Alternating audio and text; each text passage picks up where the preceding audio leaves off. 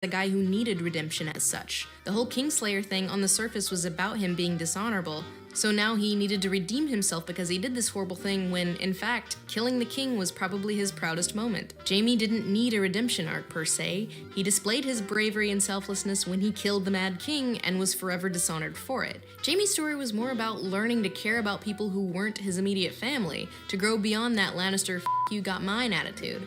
A lion doesn't concern himself with the opinions of a sheep. At some point, Jaime realized that Cersei didn't really love him but just kind of wanted to possess him, and that she didn't care about the type of person he was. I told you no one walks away from me. Are you going to order him to kill me? If she thought about her brother slaying the Mad King at all, she saw it as a move to protect their family, and not an act to prevent harm to the people of King's Landing. Jaime's arc in Game of Thrones was one of self-discovery, of actualization, not redemption. But there's no motivation behind him abandoning all and returning to Cersei. It's not like he did something selfless and got dishonored again. He did the right thing, showed up at Winterfell, and was more or less accepted despite his transgressions. Pretty much everyone was on the path for giving him a second shot. Brienne gets it in. Hell, even Bran, the child he pushed out of a window, is like, you know, you had to do you, babe. I gotcha. You won't be able to help us in this fight if I let them murder you first.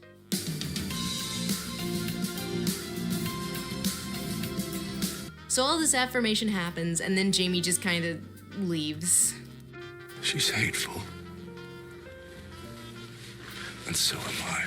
A statement which is not supported by any of his actions. Even pushing Bran out of a window was described as the things I do for love. And that is why his ending is bogus. Not because he had a redemption arc ruined, but because he kind of forgot about rediscovering himself when there was nothing going on in the story that would actually make him go back on that. Jaime is not hateful. The revelation in Season 3 is a testament to how he never was. So what the hell is this? She's hateful. And so am I. And then in the penultimate episode, Jaime gets, well, not the worst line, but his worst line. If not for yourself, if not for her, and for every one of the million people in that city, innocent or otherwise. To be honest, I never really cared much for them. Innocent or otherwise. Then why the fuck did you sacrifice everything? Your reputation, your honor, your oath, to stab and hate the Burn Man. And I don't want to hear any of this he's in denial crap. This is the end of the show. We ain't got time for that. Jaime's narrative being totally character-driven would have been fine if it went anywhere. But like Tyrion, like Jon Snow, Jaime's motivation is driven into fucking nonsense in the service of keeping him sympathetic relative to Dragon Lady Bad. We know what kind of a guy Jaime is based on his actions. So for him to say, she's hateful. And so am I. Without even really giving us a why, only serves as a cheap twist. It's surprising, but not unexpected, isn't it? After all, he's explaining his motivation with words, and if motivations are explained with words, that means they de facto make sense. Telling the audience the thing makes sense with your dialogue, while not supporting the thing with the character's actions, is kind of a trend in the last season of Game of Thrones. So, Cersei Lannister, one of the greatest villains, not just in TV history, but arguably in all of literature. She sure didn't have much to do by the end there, did she? All of Tyrion's stupid mistakes and wildly out of character and unmotivated sudden trust in his evil sister serve the purpose of keeping Cersei in the game. Perhaps you'll remember I chose to help. With no promises or assurances from any of you. Which feels even more insulting given that Cersei, plus blowing up the Sept, faces no consequences nor has a secret evil plan beyond staring on a balcony and glowering over my domain with a glass of wine. Which, look, I get it, that's my usual Friday night, but, that's pretty much all she does in Season 8. You know, besides, the thing with Hot Topic Pirate. You might be the most arrogant man I've ever met. I like that. And then the show makes Cersei sympathetic, but it's like in the most condescending way possible. I want our baby to live. Don't let me die, Jake. Please don't let me die. Cersei is one of the most horrendous characters committed to film. Yet somehow at the end she's just a girl and she's just scared and he's there to comfort her. What? When the plot says so, Cersei's armies instantly crumble and she dies a weirdly sympathetic death in Jaime's arms, who is here for some reason, in a rocks fall, everyone dies situation that feels more on par with like a C-tier Disney movie, and less in line with someone who once said, Power is power. But more than this, it's important to look at Cersei for who she is presented as a monarch, and what the show built her up to be before Daenerys torched King's Landing. Let the monsters kill each other. And while they battle in the north, we take back the lands that belong to us. The big thing here, and I mean big thing as a defining action in Cersei's rule, is her effectively blowing up the in-universe equivalent of the Vatican as a means to wipe out her enemies and flex on how many fucks she gives, which is 0. And yes, this scene was awesome, and yes, it feels like something someone as reckless and vengeful as Cersei would do when pushed to the utter brink.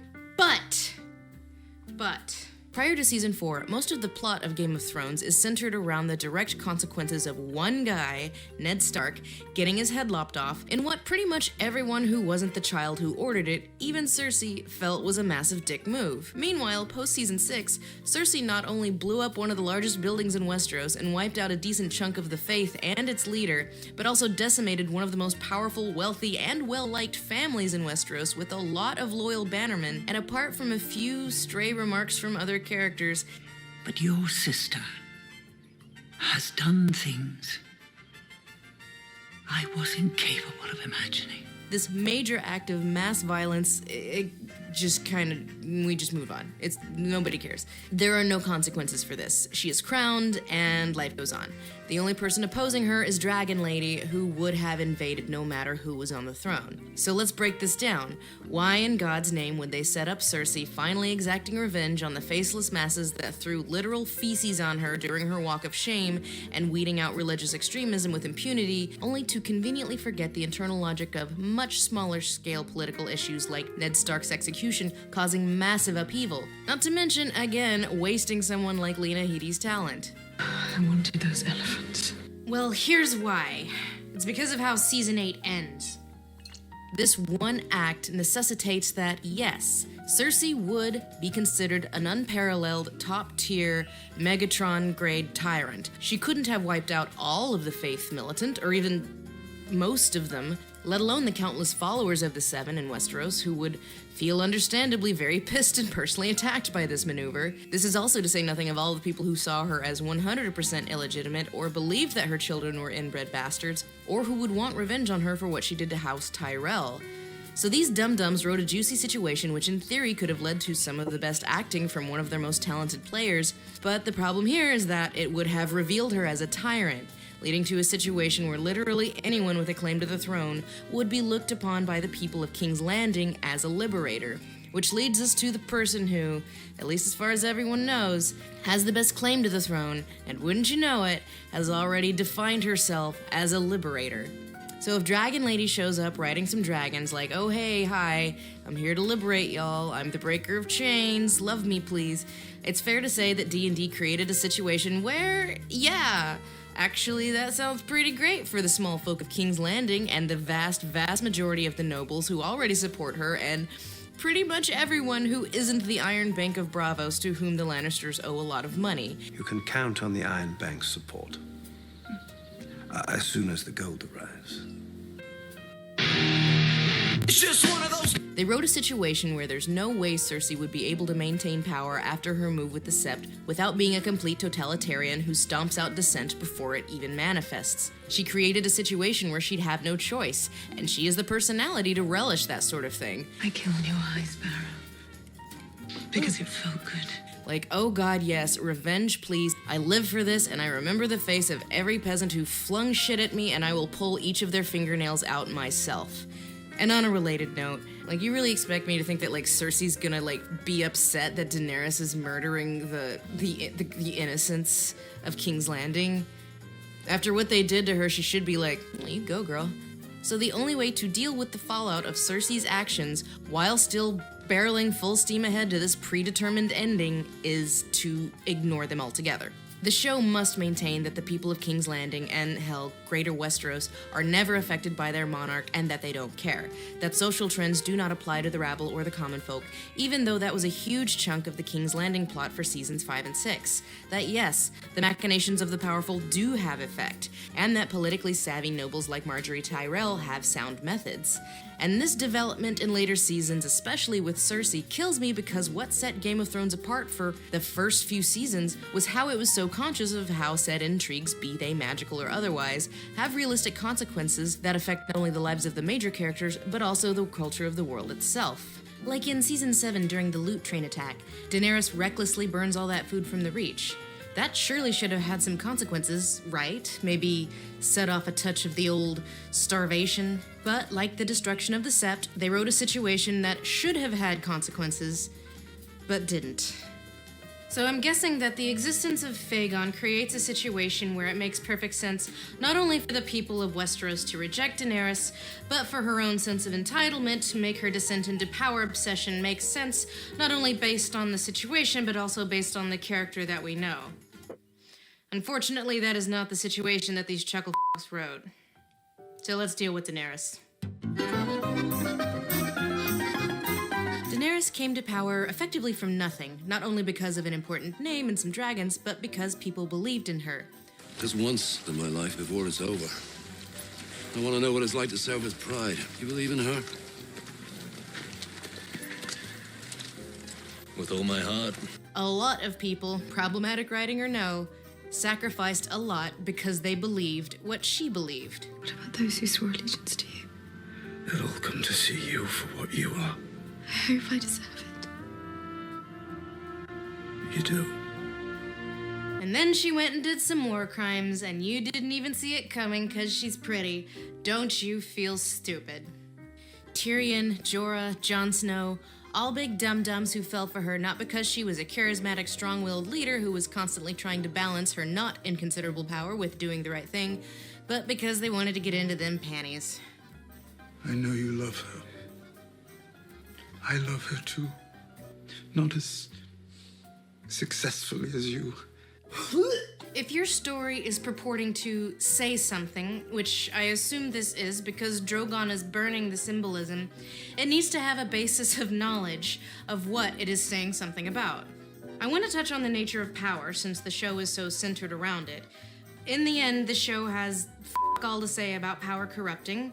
One presumes because the writers did not think too hard about what leads to power corrupting. Here's an anecdote. Back in the late 1930s, a man fresh out of law school was trying his first case when the judge threatened to disbar him. Said the judge, "I have serious doubts whether you have the ethical qualifications to practice law." That lawyer's name? Albert Einstein. Just kidding, it was Richard Nixon. And yes, that actually happened. At the time, Nixon admitted to taking questionable actions without his client's authority. Decades later, we would discover that power did not corrupt him, he corrupted power. Being president revealed to the outside world who he was all along. I have always tried to do what was best for the nation. Said author Robert Caro, reflecting on Lyndon B. Johnson, power doesn't always corrupt. Power always reveals. When you have enough power to do what you always wanted to do, then you see what the guy always wanted to do. Your reign is over. My reign has just begun. And in both the books and the series, we have a pretty good idea of what Daenerys wanted to do because she did it. Dracarys.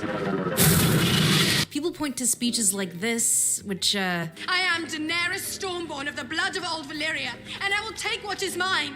With fire and blood, I will take it. Big speeches like this didn't match her actions. Daenerys had power. We saw what she did with it. Violence? Sure. En masse against peasants?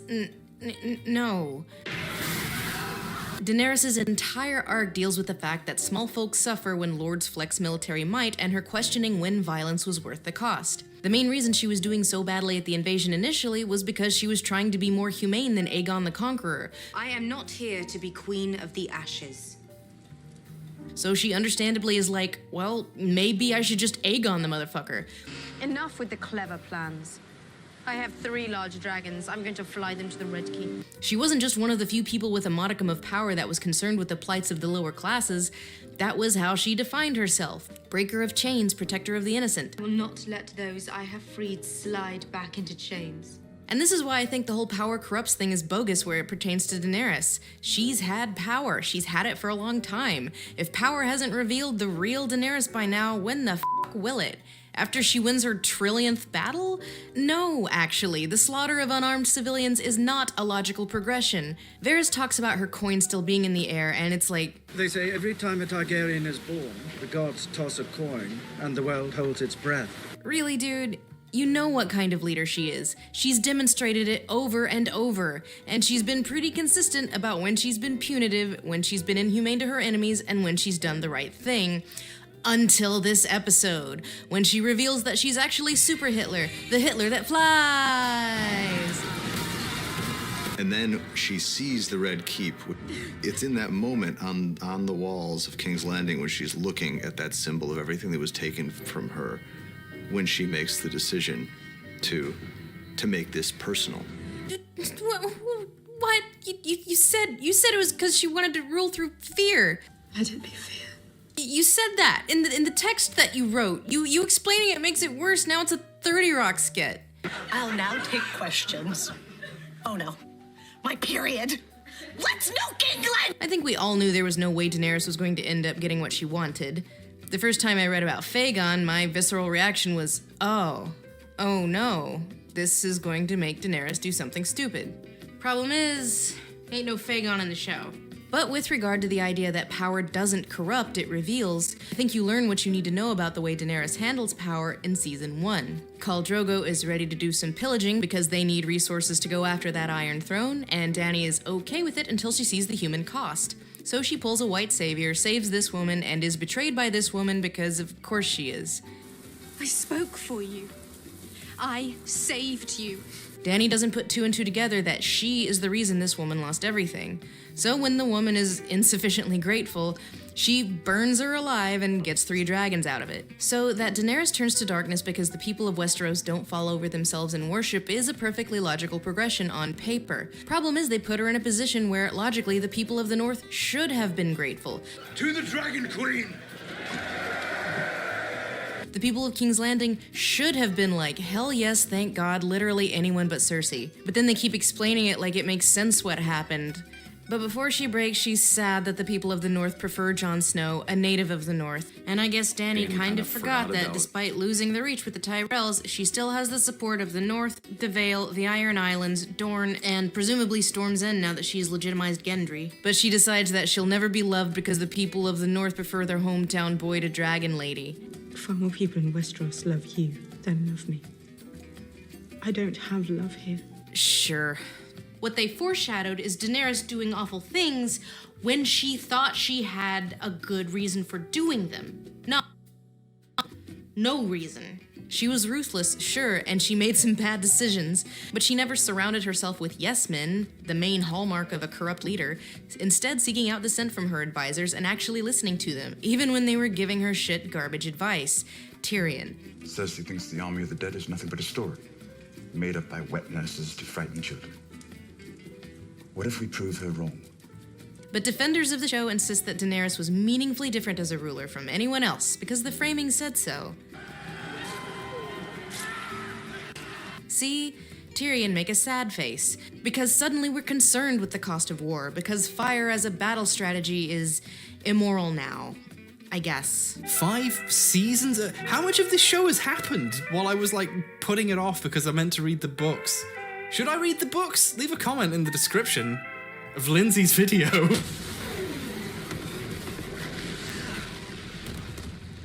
No, Daenerys wasn't always compassionate, but she made rational decisions, negative or positive. You can't have this sort of medieval wartime code that the characters all live by, and then in the last 3 episodes have everyone suddenly concerned with the cost of war, especially when there is apparently no material cost, no mass starvation, no uprisings, nothing. Why is Tyrion, who blew up an entire fleet with horrible magic fire, all of a sudden like, but Your Grace, what about the Geneva Conventions? Now we're treating what Daenerys does in this scene as somehow morally worse than Jon Snow's mass execution, which included a child in season 6, or what Ned Stark did to a scared teenager who was running from ice zombies in season 1. So that's all noble then, but in season 7, it's foreshadowing some war crimes, I guess, because she used a dragon and not a giant f***ing sword. None of these people wanting to betray her, except arguably Sansa, the separatist, who is a separatist for some f***ing reason. What about the North? It's just one of those... Is rooted in any motivation that is based on what has materially changed during season 7 and 8. Only hunches that just kind of appeared one day because the plot needed it to. But here's the thing that was never foreshadowed. Dany being irrational, Dany denying reality.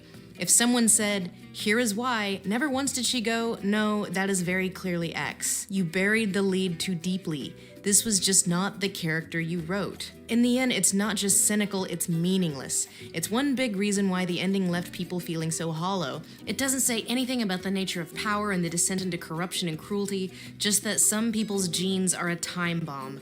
Daenerys doesn't have a character progression that ends with her tragic descent into authoritarianism. Her Targaryen genes were dormant for a while, but wouldn't you know, them bells. That Red Keep just triggered those genes, and suddenly out of nowhere, Daenerys is denying reality. And then she sees the Red Keep when she makes the decision to make this personal.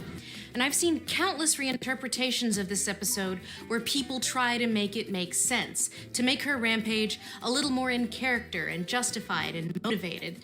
D&D might be hacks, but they aren't stupid. They could have easily made her rampage make sense in any dozens of ways, but that was not the point. The point was to make her as monstrous as possible. For one reason only. Tyrion and Jon Snow have to remain sympathetic.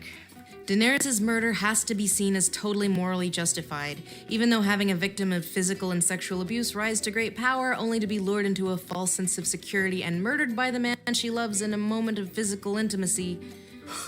She goes on a nonsense rampage, so then she can then soap opera die at the hands of a sympathetic hero by way of the worst of tropes. Save me. I love you. You've gone Dark Phoenix. You've become too powerful. It's so sad what I have to do to the woman I love, but it has to be done. I love you. It's for your own good, don't you see? I had to do it. Look what you made me do, Daenerys. I had to do it. Look what you made me do. Her actions have to be indescribably monstrous because the narrative has to justify the violence Tyrion and Jon Snow do to her body, while keeping these characters sympathetic to the audience. And that's all there is to it. Much attention has been paid to the bad writing in the Emmy-nominated final episode, but to me, this is the ultimate summation of what failed about the ending, arguably the most insulting line in television history. Everywhere she goes, evil men die, and we cheer her for it. They're doing like a thing, see? Oh, you liked Daenerys, you supported her, when you should have seen it coming. She's showing all the hallmarks of a fascist, like a red and black color scheme, and Nazi clothes. That's what fascism is, right? When she murdered the slavers of Astapor, sure no one but the slavers complained. After all, they were evil men. When she crucified hundreds of Myronese nobles, who could argue they were evil men? The Dothraki carls she burned alive. They would have done worse to her. Everywhere she goes, evil men die, and we cheer her for it. So D&D are invoking Niemöller's First They Came poem to equate Daenerys killing slavers and rapists to Nazis persecuting socialists and Jews. And you, the audience, were cheering her on, you enablers, you lovers of blood sport. Tyrion, and by extension the audience, supported Daenerys' slip into fascism because we agreed with her politics, even if the means were kind of iffy. She othered the bad guy, and we cheered her on because we agreed the bad guy was bad. But then she turned her ire on innocence, so really the audience needs to confront what authoritarian they support. Now here's why that's fucking stupid. As we see in First They Came, yes, fascists create an enemy and use it as a rallying point. The OG Nazis started with socialists and communists and worked their way out from there. And the German people were okay with it because, hey, Ends justify the means, and hey, maybe the socialists and the communists and the Jews and the gays and the disabled people are actually the problem. And then they turn around and act all surprised when that ends in genocide some 10 years later. But Daenerys isn't scapegoating just anyone as the enemy. How many slaves are there in Yunkai? 200,000, if not more. Then we have 200,000 reasons to take the city. The other she uses to justify her authoritarianism isn't a political party or dissidents or an ethnic group, it's the institution of slavery itself. So in the end, her tragic authoritarianism is rooted in the fact that she wants to end all forms of slavery too much. It's not easy to see something that's never been before. She wants to break too many chains. The ultimate what if woke but too much. When she crucified hundreds of Myronese nobles, who could argue they were evil men? First she came for the slavers, and I did not speak out because I was not a slaver. Then she came for the slave masters that crucified a bunch of slave children, and I did not speak out. Then she killed a bunch of fucking innocent women and children, so really I'm the idiot, I guess. 1-2 progression, should have seen that coming. It really makes you think. We live in a society.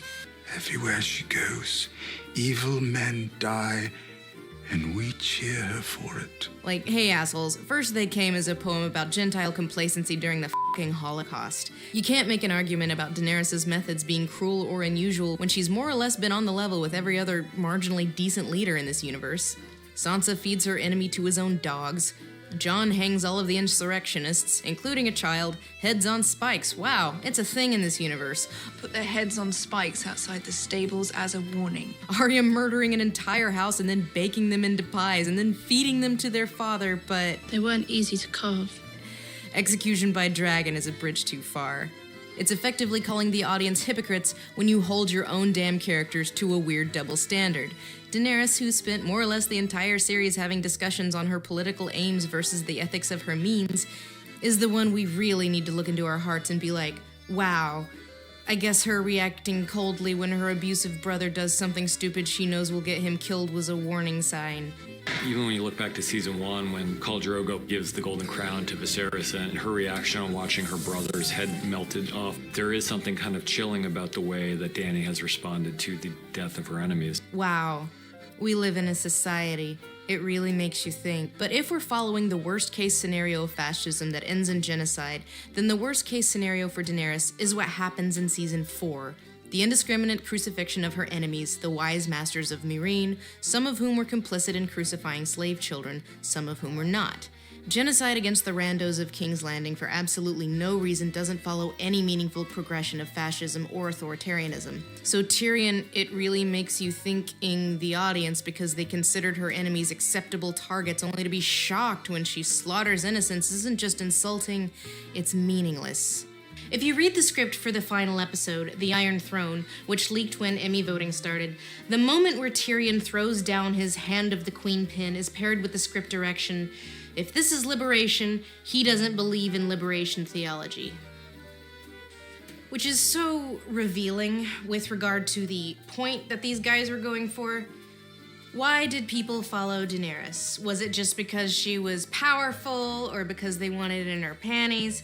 Or was it because they agreed with her politics? Everywhere she goes, evil men die, and we cheer her for it. Yes, Tyrion, yes. You cheered her on, not just because she had dragons, but because you agreed with her politics. Raping and pillaging bad, unjust hierarchy bad, slavery bad. And she grows more powerful and more sure that she is good and right. The argument Tyrion is making is that if someone has the power, with enough encouragement and enough self-reassurance, and if they believe in their cause enough, this sort of thing is inevitable, isn't it? The righteousness of your beliefs don't really matter. What matters is the strength of those beliefs, and that's what's dangerous, and that's what you have to watch out for.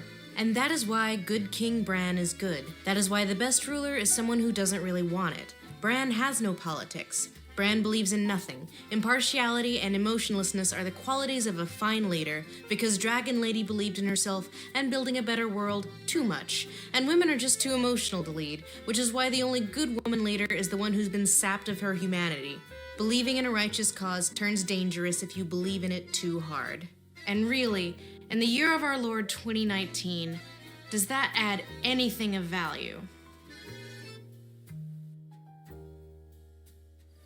See how she leans her cheek upon her hand.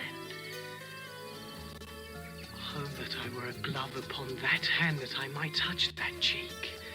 The cultural endurance of any story has much to do with a desire to retell it, despite knowing how it ends.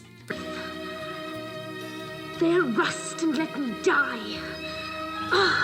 Breaking Bad is not devalued by knowing the ending. The Sopranos is not devalued by knowing the ending. Romeo and Juliet tells you the ending at the beginning of the play. From forth the fatal loins of these two foes, a pair of star-crossed lovers take their life. Making a case not just for this tragedy, but for the endurance of tragic stories in general. Romeo and Juliet, Orpheus and Eurydice. We tell and retell these stories despite knowing how they're going to end. I bring this up because knowing how the show ends, are you going to begin to watch it again? What is the legacy of Game of Thrones going to be? Because there are endings that ruin a story in hindsight. I used to watch and rewatch the earlier seasons of this show, but now, knowing how it ends, knowing what they're building towards, knowing how nihilistic and stupid and mean it ends up being, there's just no enjoyment in the journey even anymore. Even in the very long process of making these 2 episodes, rewatching old Game of Thrones was just an exercise in frustration, because you know now that the build-up that they're going towards has little or no payoff. The enjoyment of experiencing a story should not be ruined by knowing how it ends. I think that after the dust settles and all the hot takes are taken, and I recognize I'm probably at the end of this train, the answer is going to be no. It's not going to be remembered for the journey we all undertook. It's going to be remembered as a thing that was ruined by its ending. One of the greatest examples of that, maybe ever.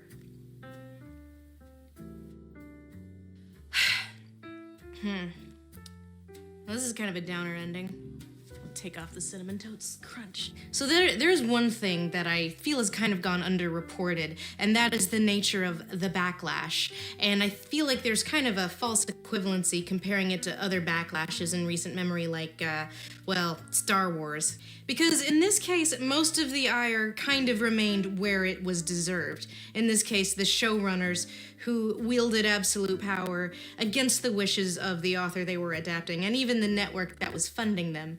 The nature of the backlash mostly stuck to what was relevant, the writing, the characters, and it didn't spill over into misogyny and toxicity as it usually does. You didn't see any actors being bullied off of social media.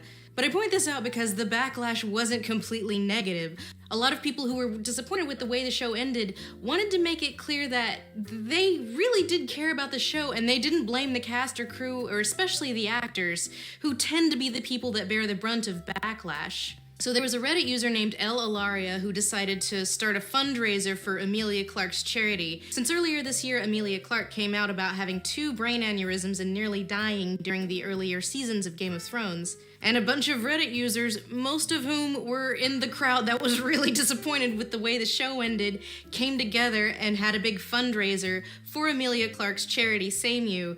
You're raising money for Same You. I can't be so incredibly, moved and blown away and grateful and thank you and thank you and thank you. Because through all of this, people like Emilia Clarke and Kit Harington have an unbelievable pressure on them for a thing they really can't even control.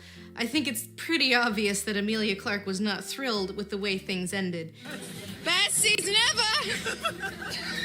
So I have a link for the fundraiser in the comments that's still ongoing. And I hope that if we take a lesson from this, it's that if there is negativity and it does become organized in the way that it has, take inspiration from the fact that sometimes that organized anger can be turned to a good thing. Because at the end of the day, you have to love something a lot to be this disappointed.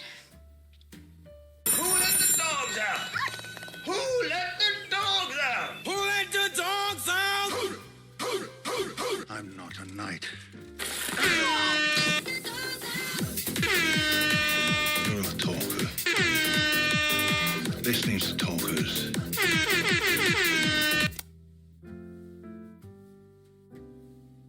Oh, hello, Scroll Reaper. You followed me 12 minutes ago. This video contains spoilers for the Hobbit Jon Snow is trilogy. I don't know if you're there anymore, but And thanks. extended editions. There are time codes in the description if you want to jump around. We all You're probably not there anymore. I'm sorry. Let's go. I don't have alerts yet on stuff. But thank you for the follow, Scroll Reaper. Hobbit. Not a nasty, dirty, wet hole filled with the ends of worms and an oozy smell, nor yet a dry, bare, sandy hole with nothing in it to sit down on or eat. It was a hobbit hole, and that means comfort. And it was a hobbit hole expertly brought to life by a team of New Zealand filmmakers for what many consider to be the greatest film trilogy of all time. Everyone wants a get-rich-quick scheme, and for most normal, level-headed people, we know this doesn't exist. If it did, everyone would do it. Most people know it takes a lot of time Scroll Reaper. money, unless you're selling drugs or doing criminal activities. But there are people out there who will... I'm trying to start streaming more on Twitch. Streamed primarily on Instagram. Sometimes I take requests on Instagram. So there, this one request came in for Morrigan from Darkstalkers. So this was like the practice piece that I did for it. Excuse me. This was the practice piece I did for it, but I wasn't satisfied with it at all. So I'm doing like a more complete piece, and that is what's going on. What's going on with you, Scroll Reaper? I like your name. Convince you when you're at your poorest, when you have nothing to your name and are so desperate for help that will convince you that they have the solution. And one of the best of this is Dan Locke, who's definitely great at what he does, except all he does is pretty much nothing apart from selling you a dream. So how does he do it? And how did he become one of the supposedly richest and most influential fake gurus out there? Poor people believe that money is the root of all evil. Rich people, we believe that poverty is the root of all evil. Well, Dan would often tell the story of being born in Hong Kong, moving to Canada at age 14 with his mother, where he would be bullied in school for being a quiet, shy Asian guy. At the age of 16, his parents divorced, and he saw his father file for bankruptcy. Watching his mother suffer with this with no money, Dan was motivated to support her. He learned how to speak, read, and write in English, and working his way up the corporate ladder. Dan always repeats that he had 14 failed business ventures before he made it, and became a millionaire by the age of 27. While this is a big accomplishment, he didn't really start making good money until he became a copywriter with the help of a close mentor who helped him open an advertising agency. There he met his wife, Jenny Lee, who was also a server at a restaurant, and the two would get married in 2015. All throughout this period, Dan was writing motivational books that were selling very well, and he also became a motivational speaker and consultant. Dan went from a quiet kid to a motivational speaker. Not only did he write motivational books that sold well, but he also spoke at TEDx twice, solidifying himself as a brilliant motivational speaker. However, selling books and motivational speaking weren't enough for Dan. He wanted more, and this led to the creation of a course titled High Ticket Closer.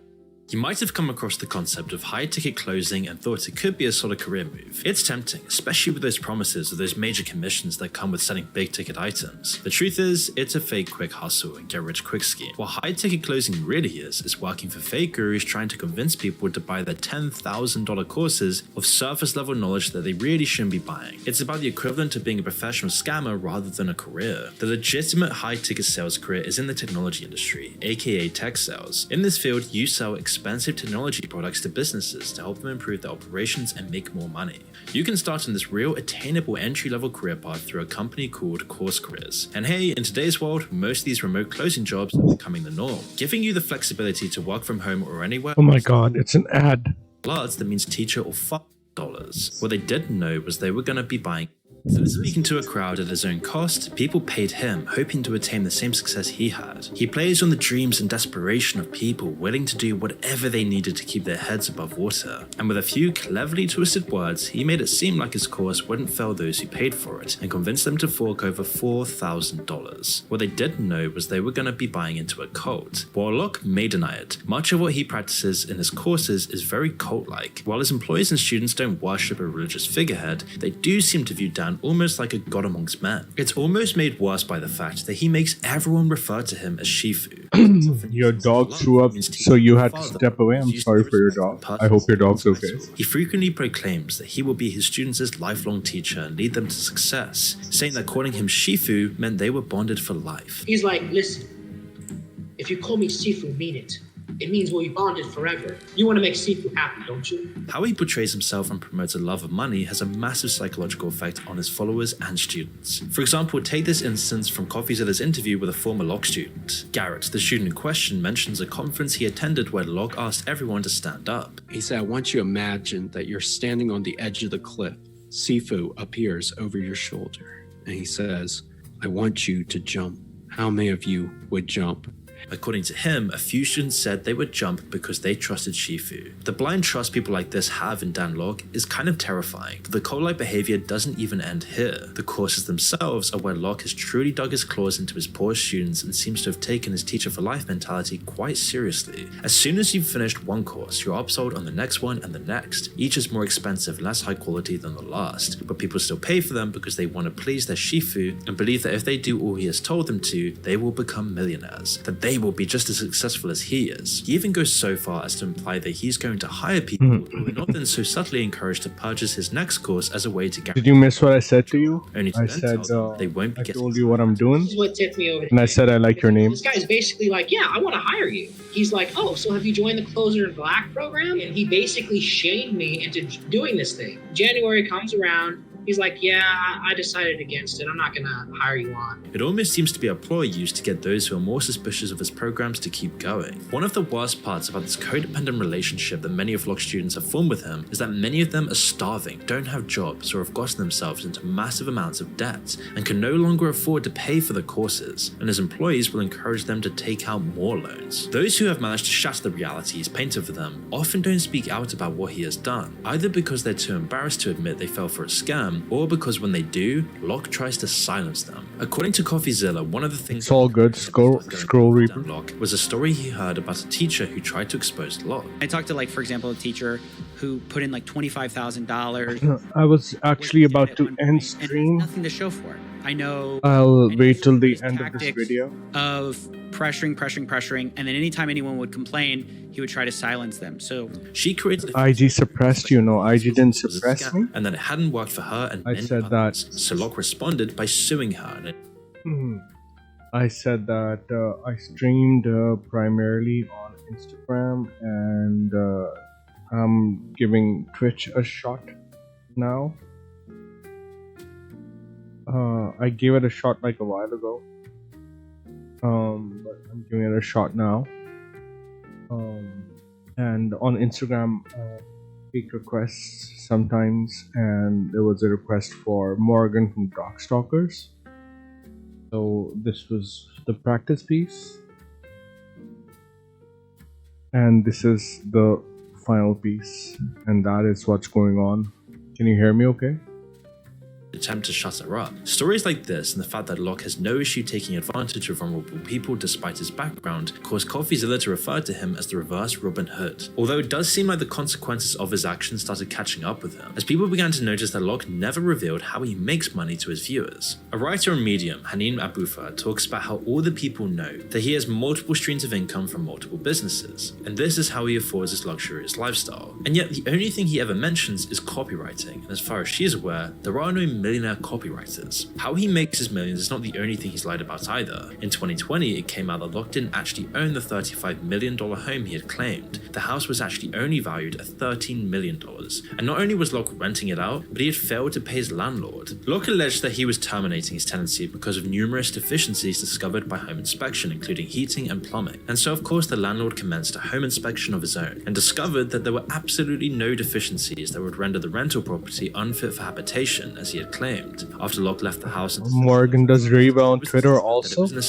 I'm not active on Twitter. Pay rent per their fixed. Yeah, I really like your art. Thank you. Last time that Locke landed in hot water. In 2020, business. I'm not active on Twitter. I've been thinking about it. And plagiarism, and could spend up to 2 years in prison with millions of dollars in damages. These charges were in relation to the work he had stolen from other creators such as Alex Charfin, and promoted as his own for his Dragon 100 path. This wasn't a mistake. This wasn't an accident. This is clear, deliberate exaggerate over-the-top content that He was called out by Spencer Cornelia a few months earlier, who made an entire video detailing how Locke had been copying content for years. And then CoffeeZilla jumped on this too. And over time, everyone now knows the truth about Dan Locke. But unfortunately, there are many more financial gurus out there, like Robert Kiyosaki. Robert Kiyosaki himself might not be a name that you recognize, but if we mention the name of his book, Rich Dad Poor Dad, almost everyone knows the title, even if you haven't read it. The reason is Robert Kiyosaki's book was perhaps one of the most successful financial books out there. At first he self-published, but later on, Warner Books took it on and grew in popularity. How did you find me, Scroll Reaper? 1 million copies, so it's no surprise that Robert is of course extremely wealthy. Were you browsing the zero viewers liability art streamers? But there's much more to Robert than first meets the eye, and to understand why, you first need to understand how he became wealthy in the first place. Robert began his success in 1985 when he co-founded a company called Accelerated Learning Institute. This would kick off his trade of teaching sales, entrepreneurship, investing, and social responsibility. This means he first made his money by teaching other people how to make money, something almost all of these fake gurus do, and something he would continue to do throughout his entire life. Look through the art tab from low to high. Yeah. Trying to teach you how to. It's very nice for artists to just mute all nonsense in my timeline. Is only art. Yeah. Here, I want to teach you. I want to. Yeah, I need to do that. I regard that as roughly equivalent to trying I need to do that. young people to start off on heroin. We're here to support you. I want to see you on this jet with us next time. It's awesome, and you can totally do it. You love join us right now. You love Jetsu, admit it. You just don't know it. It is really stupid. And when you're already rich, to make your money by encouraging people to get. I think I'm going to turn this into the Gargoyle from Gargoyles. Why sell a course?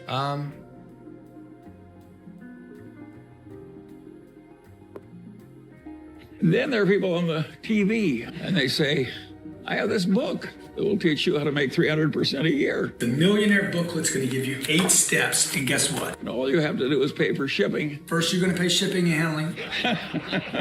In 1994, after investing in real estate, which did pay off massively, he wrote his first book, If You Want to Be Rich and Happy, Don't Go to School. The book did okay, and there wasn't anything inherently wrong with the book at all. But due to its mild success, he would then write another book. And 3 years later, Rich Dad Poor Dad would be born. Whilst at the same time, you want to see some other work? Called Cash Flow Technologies. I'll show you a stack of pattern forming with open doodles, various companies. if you'd like to see. Some successful, some aren't. But as he was called out, and the Just by the way, caller on the show would be one of the first to call him out.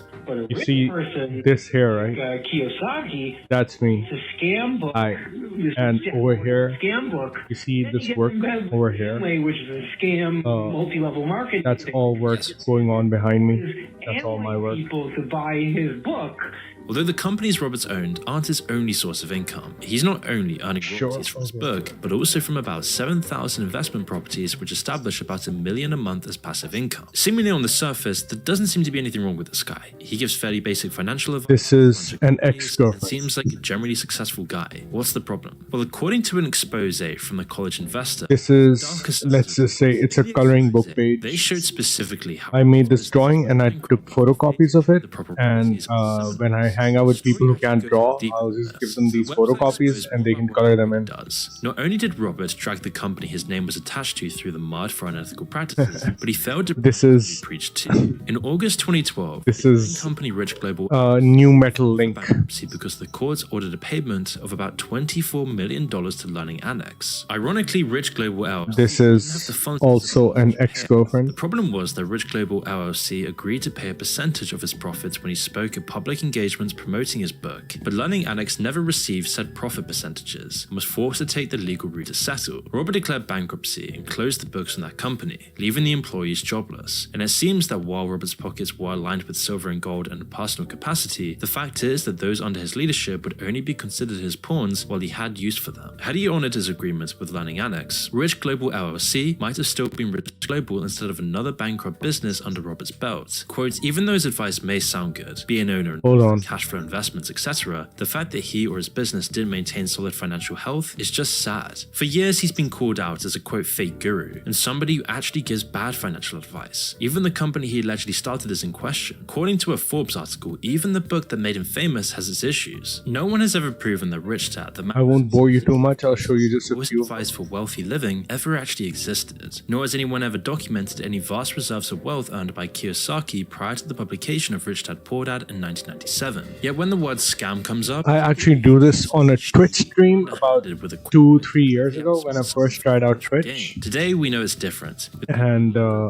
this is And a bunch of other huge somebody asked me to draw the Guyver, their audiences. And like 90s anime. Saki is a And so I drew him from memory. established millionaire. I drew this from memory and then I checked it against an actual reference and I didn't do too badly, I think. And he isn't doing criminal acts, but he does have some questionable businesses. For example, This was me trying out color pencils. like a peddling drug dealer. The first course is free and often comes with an invest in yourself mentality. You're fulfilling your true purpose if you commit your This is also me trying out color pencils. advantage of others. Basically preparing you to want to pull out the credit cards as you move over to the second course at a price of $500, and the third at such a double. This is how I study anatomy. I draw people with Now, of course, transparent most courses skin, aren't and when I'm scams. done, All I the check time them you against pay more money, actual great musculature information, and learn more anatomical about references. specialists. And I don't actually have anything against this stuff. I think it's fair to charge for advice. However, it's important to be reasonable for your services and what you're actually providing. You see, if you're trying to help someone get rich and provide value, $495 could be reasonable. But how? This is like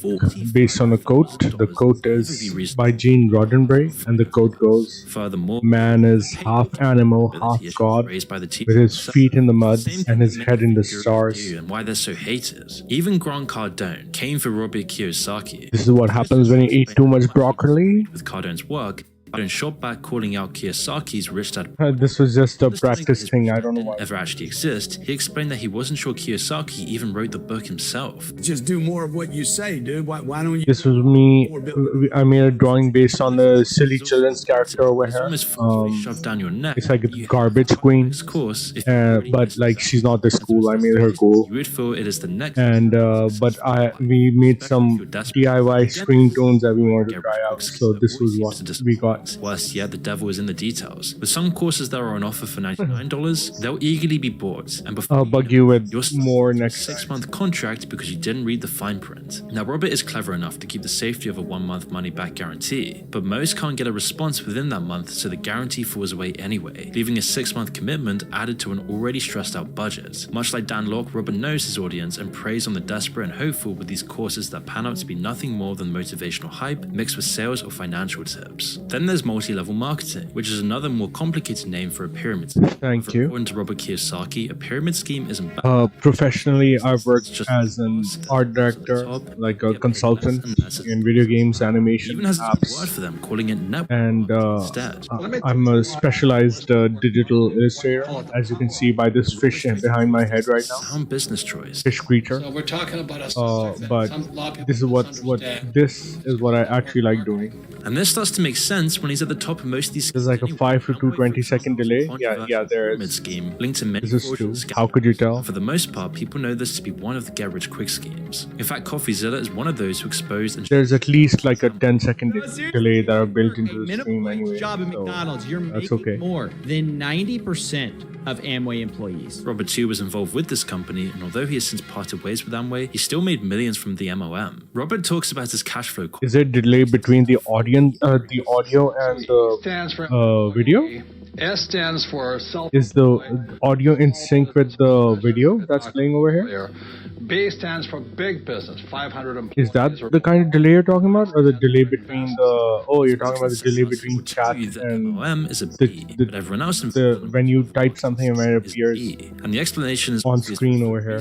In multi-level marketing, you are a small fish in a big pond. Business without you could continue as normal, and you can get fired or drop out. Whereas a big business owner losing their owner is a big problem. You're not in full control. So MOM is an E, a sales rep working on a sliding scales commission structure at best. If, however, you are successful, then you might be pushed into an S, but it comes with more cost for training material, and basically, it still could be lost as the trade is unstable and those underneath you could drop out. So a very shaky S at that, who would sign up under you, and so the web of marketing flows. But there are so many risks and costs hidden underneath. Under the banner of investing in an MOM, it is nothing short of an administration fee, because as you sign up, there is no existing business that you're investing to. You will still need to generate that business for it to be successful. As MOMs aren't selling a business, they're selling a dream to desperate people.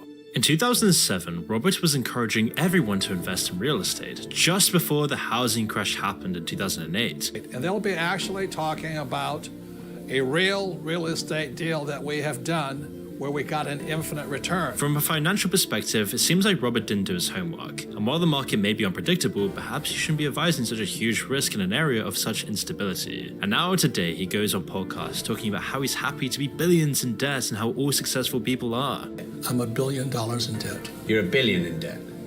In fact, in 2012, Robert Kiyosaki went bankrupt over a few class action lawsuits because the stuff in his course was not what Audience in sync? Okay, good. cost, making you wonder if being in debt really is a great thing after all. In fact, ABC 2020 did a test of sending 3 people out with $1,000 with a time frame of 20 days under Robert's personal guidance, and all 3 failed to produce an income from it. The conclusional results were that Robert never actually gave any direction on how to get started or gave any concrete instruction, but it only left you feeling out about possibly making it big. It seems like Robert was good at making people believe that there is something out there, and some of the teachings are good, and making people optimistic about their financial future is a great thing to do, but it doesn't really satisfy what he presents that you will achieve in taking his course. And this is the type of thing that many are calling Kiyosaki out for today. And the reason why I'm so against these educational events is because of how much they charge and how much they prey on the weak and vulnerable. And although he's been called out as a fake guru by many YouTubers and people online, he's been relatively unscathed, and to be fair, isn't anywhere near as bad as the other people on this list, something that this next fake guru can't say. Meet Kevin Pafath. Meet Kevin started out as a real estate agent who eventually created a YouTube channel explaining everything real estate, and honestly began with some great advice. He had relevant and a charming personality that people enjoyed. It took a while to gain any traction on the platform, but as he experimented and continued grinding out the videos, the viewers would roll in. His first big video was ironically calling out Grant Cardone. In his video Grant Cardone and Cardone Capital Exposed, he explains how Cardone leverages other people's money in real estate investments and creates value through syndication. By the way, the other thing that's brilliant about the Grant Cardone model is your money is locked up in the fund until the project is done.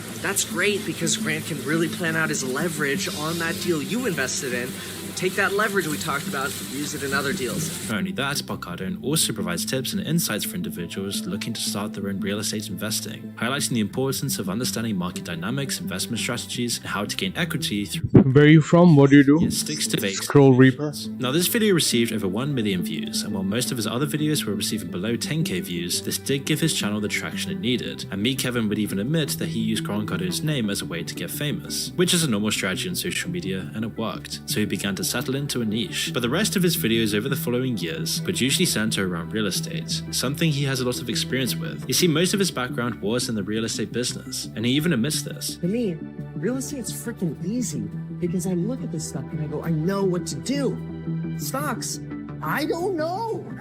So don't ever expect Meet Kevin to sell you a stock investing course. He picked up a niche in the finance field on YouTube and did moderately well. He got some views, but it wasn't enough for him. He wanted to get to the top. This was too niche. And while Meet Kevin was getting a few thousand views, this wasn't going to change anything. And yet somehow he was noticing newer creators doing something similar to him, but was somehow reaching hundreds. Making portfolio for game modeler. Cool. Meet Kevin wanted a piece of this. Where are you from? So soon enough, he would move into the typical financial advice space, where according to many YouTubers, he became everything he sought to destroy. He knew. Do we still work in ZBrush and sculpting? Or do we do something else? That clip you saw moments ago where he straight up explained that he understood real estate and that he wouldn't sell some sort of stock course, this seemed to not really be true, as he would very quickly release his new course on how to buy stocks. So sure, he could have gone and studied and tested it out. In fact, that's what you'd expect, as he soon turned from a great real estate advice guy into what his current bio shows as a licensed financial advisor. New Mexico. Okay. Manager, so the US. Former lender, former licensed contractor, and educator. Which made cool. Nice to meet you, Scroll Reaper from the US. Considering he made almost all of his money from real estate. My name is Haris. And it would be absolutely fine if you put. Yeah, okay, it is industry. Yeah, it was industry standard, but now I used to play with it as well. My name is Haris. You can call me Haris. YouTube's biggest. And I'm in Pakistan. I'm in the opposite end of the world from you. To understand this, we need to skip forward to 2024. Nomad Scout reached over 1.9 million subscribers, producing nearly 3,900 videos. That means there's a bunch of content out there, and a bunch he's learned over this time period. But it seems in the industry he might have lost his place. And although he was once well respected, the typical finance YouTuber journey has soaked him in, and his advice has turned out pretty badly. According to a channel called Echoes from Above, a YouTuber that would regularly call him out time and time again for his reckless information. Making endless videos discussing how bullish he is on Tesla, it turns out this same guy is down tremendously on Tesla stock. Because of this small content creators videos, Kevin was unhappy about it, and sent the channel channel a copy strike to take down the video. Kevin actually filed a claim against my video. It wasn't actually a copyright strike. It was actually a cyberbullying, threats, and harassment claim is what he filed on my video. Something which could actually happen to this video right now. Now, if you don't already know, 3 strikes of this specific category on your YouTube channel is full on deleted, stopping you from uploading and losing all the revenue from that video. Not only was this a terrible move to take against such a small YouTuber, but it also made his audience turn on him, especially since he himself got his first big break on YouTube through making a similar video on Grant Cardone. Another YouTuber would eventually take a much deeper dive into Meet Kevin's past, exposing even more. He would take a deep dive looking at all the stocks that Kevin had convinced his audience to jump to, even showing how within 1 year of posting a video giving financial advice for a specific stock, Meet Kevin would make the perfect list of stocks somebody would want to short. That list is 7 of Meet Kevin's most profitable stocks to invest in, none of which— Nice to meet you on the other side of the world. We're also chatting at the same time online. The ones he had done the most research and was most confident in, clearly proving to be a bad analysis. Now, the YouTuber who took this deep dive into Meet Kevin's YouTube channel was King of Nothing, who detailed exactly how bad the advice Kevin gives to his audience was, how almost every penny stock that Meet Kevin suggested his audience invest in has turned out to fail miserably. I recommend checking out this video because almost every stock he recommends in this video is down massively since he published it. One particular— Did you ever play the Soul Reaper games? Over enthusiasm in a company called Affirm, calling it the Tesla of finance. Now, to be fair, Meet Kevin did put in $1 million of his own money into the company's stocks, but why would he do such a thing? It's kind of crazy. If you've never heard of Affirm, it was this idea of bringing loans and financing to people who want to buy cheaper items such as AirPods and similar things, something that the poor need financing for. The concept seems good to one person, the person who'd be benefiting the most, the poor. But if you put just 5 minutes of thought into the concept, you'd see how the business model was never going to do well. And most people realize this. When promoting the video, Affirm's stock price was about $125, and it really didn't take very long for Affirm stocks to plummet to under $9. Sure, this is nitpicking one of his particularly bad examples, but we'd be here all day if we were to show you every bad stock that he's named the Tesla of insert random industry. And the way he's funding all these investments is through his courses. When King of Nothing covered his fake guru courses, he explained that selling valuable information you might have isn't necessarily a bad thing, which is completely true. Now look, there's nothing inherently wrong with selling a course. If you feel you have knowledge that people could benefit from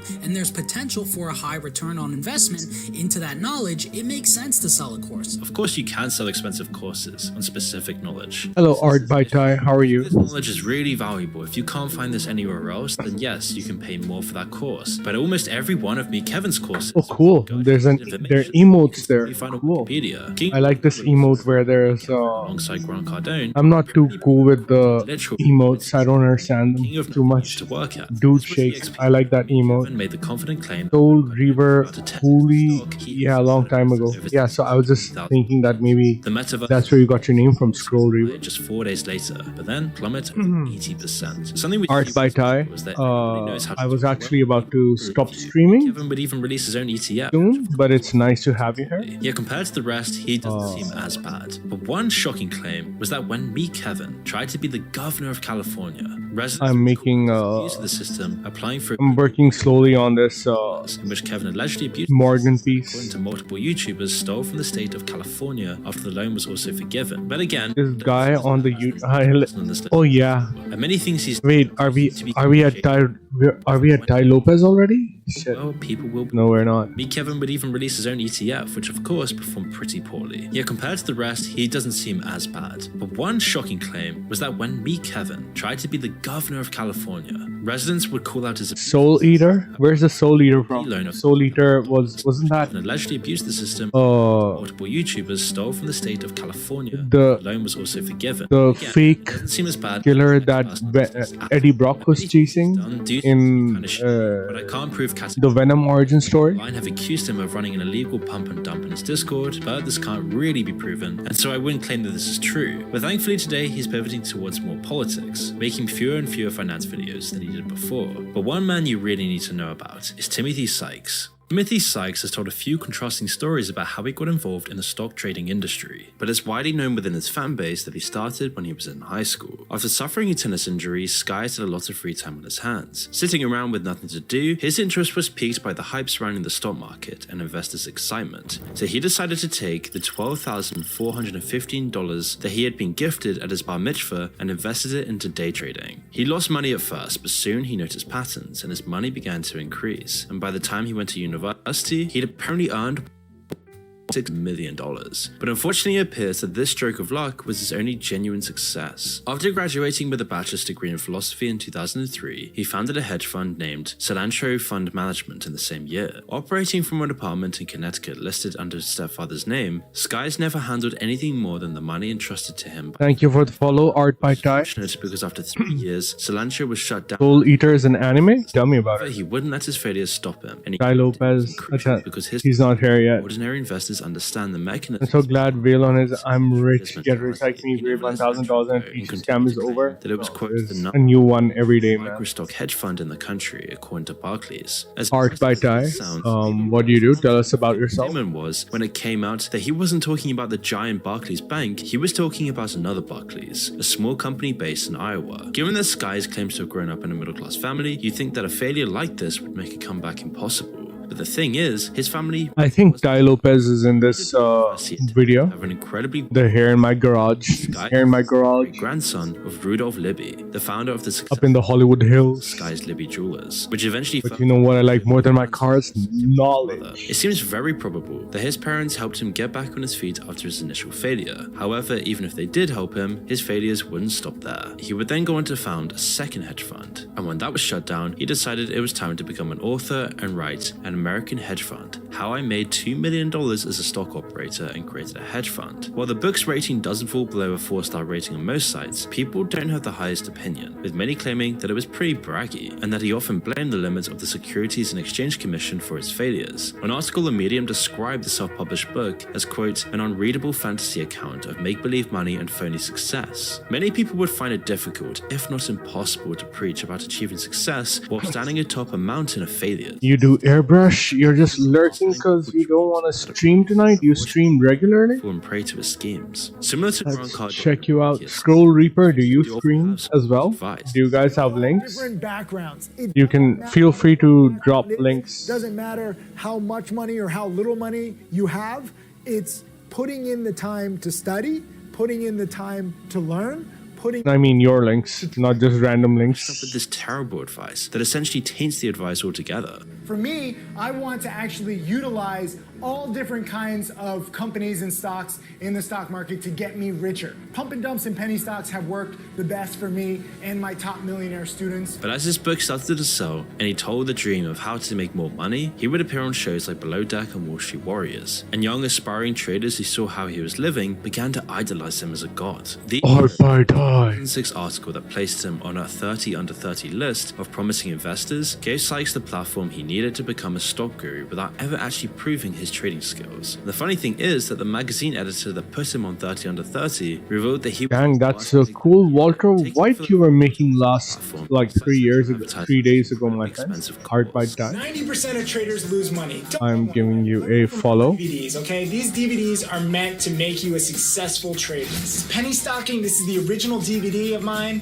How I turned 12,000 into 2 million. $300 pays for itself in one good trade. Scroll Reaper, let's check you out. To pay for everything he had available, soon learned that it was a complete waste of money. Not only does this course feature poor quality videos, but much of the information he relays throughout is outdated and difficult to follow. A Redditor named Trader King MO said that while he started them off on their trading journey, the price... You don't seem to have. Your last VOD was from 5 months ago and you were playing games. You were playing Sekiro. Half the stuff he was talking about. According to an anonymous user on Quora, another customer said, quote, I lost $2,000 in one of his scam websites. And 2 stocks he had researched extensively.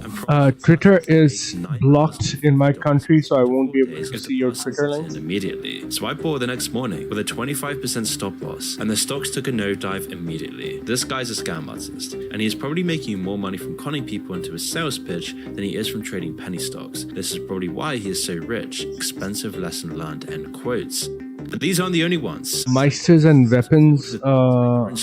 Is this Soul Eater? Is this he still gets incredible. The weapons are people who have the ability to shapeshift into a weapon. They partner with a Meister who uses them as weapons. They hunt witches and corrupted weapons. Meisters once they collect 99 souls. Last one must be witch's soul. Weapon and turn into a death site. Is this the one where the main character is just like wearing like best career criminal like if you want to learn how to throw out something very skimpy? Over like literally literally thousands of people whose lives you have destroyed. Oh, do you stream art? Then I will follow you. Coming from him, Troll it's a Reaper. little bit hypocritical. But it's not only anonymous Reddit users calling out Sykes. Follow. Various people exposing his bad advice, claiming that this guy is a complete fake guru. One channel called Best Stock Strategy released a video exposing Sykes, where he points out the many areas where he falls short. But one particular issue he found was that Timothy Sykes could not substantiate his claims that he managed to turn $12,000 into $1 million plus. Has told me that he provides audited returns, which is a complete lie. This was a claim he used to aggressively sell a course of his own naturally. The man exposing him searched for all evidence of the payment stocks purchased and payments made that Sykes claimed in the course, but none of it could be proven. So he went on to call an employee of Sykes who explained that it was all true and that there was an accountant who audited financial statements. The alleged account that Sykes' employee referred to wasn't able to locate any audits done on Timothy Sykes. They did have a compilation of Sykes, but that was all. After bringing this back up to the same employee who promised audited statements, the employee put down the phone, and the answer to this question remains still pretty unclear. In another Blair, who wears very trader, he interviews a bunch of Sykes' students who forked out thousands on his courses, all of whom share their negative experiences. That's just, I'm sorry, man, it's ridiculous. It honestly left a bad taste in my mouth. From the poor quality of the information received throughout the course, feeling like he simply wasted time explaining the same things he offered viewers on his channel for free, they all agreed that he gives the typical vague information that could be applied to anything, something that fake gurus would do consistently. The only thing he did do well was the production, keeping his students as engaged as possible. This is why he still has such a cult following. He knows how to keep people listening. Unfortunately, the people who take his courses aren't the only people he's annoyed. In 2021, in an article titled "Is Tim for Tim Sykes to Take a Hike?", Lance Crayon mentioned Kamagawa Apparel LLC, formerly the Timothy Sykes Foundation. And whilst I wasn't really sure how accurate his claims about Kamagawa were, they did inspire me to look into the charity, and there you can find something very disturbing. Among the many charities that Kamagawa distributes its profits, one stood out that was Save the Children. As pointed out by Reddit user Inquire on the R Exposing Instagram live thread on Reddit, Save the Children has a very bad history. But in 2021, there were 42 cases of staff mistreating the children they were supposed to be helping. 7 were instances of physical abuse, while 2 were sexual abuse. And while Save the Children took care of the staff responsible, this wasn't the only time they've had these sorts of issues. Many people were rubbed the wrong way when Sykes failed to comment on the situation. It implied that he wasn't nearly as invested in these charities as he seemed. And what makes this all so ironic is that Sykes has a video explaining how to spot fake trading gurus, but fails to see how he's practically exposing himself. He explains that legitimate mentors should demonstrate a history of real, verifiable success, yet as we saw earlier, the audit could not be verified and likely doesn't even exist. He explains that real educators stress the importance of understanding and don't encourage following anyone's trades or advice, regularly offering a guide on copy trading and providing alerts radar on all his own trades. But he fails to mention that the real way he makes money is by forcing viewers to believe in a false dream that he perpetuates, a false image of making money so simply from trading, and yet all his money comes from courses, but he won't teach you how to do that. That's why he'll call someone lazy and a hater for pointing out that the information he shares in his course is free elsewhere, and yet to this day he still has a very avid following of people who go out of their way to defend him. Oh, we didn't get Ty Lopez. I thought we were gonna get Ty Lopez. Oh well. Alright viewers, it was nice hanging out with you, but it's time for me to go. So we are calling it a night or a morning as it is here. See, the thumbnail had Ty Lopez, but he never showed up in the video. I clicked on the thumbnail because it had Ty Lopez on it. That's not cool.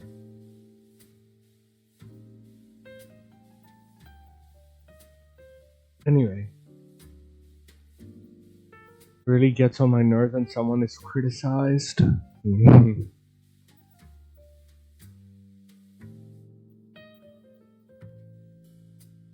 Alright, thank you for hanging with me, and I'll see you guys later. False advertising, the video is a scam, just like the scams it's trying to promote. Yeah, alright, say goodnight so I can go. Say goodnight.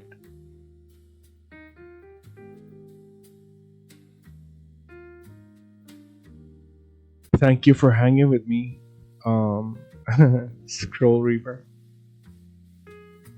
And Art by Ty if you're still here. Be on your way. Good night. Oh wait, maybe I should. I have like a viewer. Maybe I should raid somebody. Maybe I should raid somebody. Good time skip. Alright, maybe I should raid somebody. Let's see. Now that I have a viewer,